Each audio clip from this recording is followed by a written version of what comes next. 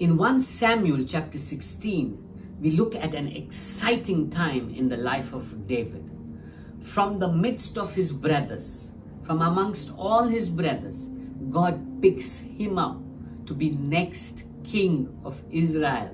Isn't it an exciting time for David?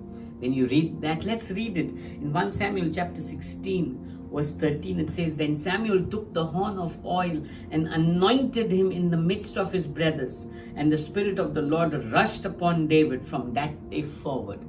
An exciting time for David. But how many of us know from the time that he was anointed, from the time that God spoke a word over him, to the point that he became king, and even after that, there was a process that David went through. He had to fight the lions and the bears to prepare him. He had to fight Goliath. Remember, everybody was scared of Goliath.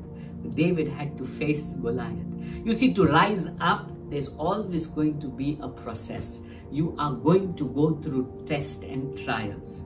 You see, from being tested to face Goliath, then we see King Saul out to kill David. And there too, we see David running for his life. Again, another test and trial.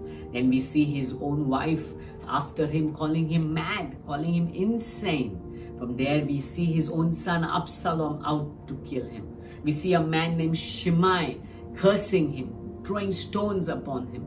There was a process that David went through to reach that throne. And not just to reach that throne, even after that, he went through tests and trials.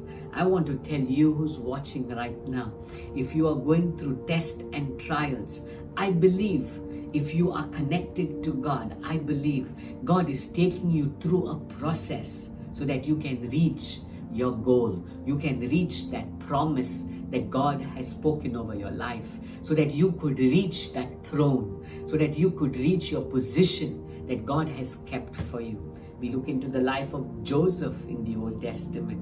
He had also a word spoken that he would be above his brothers.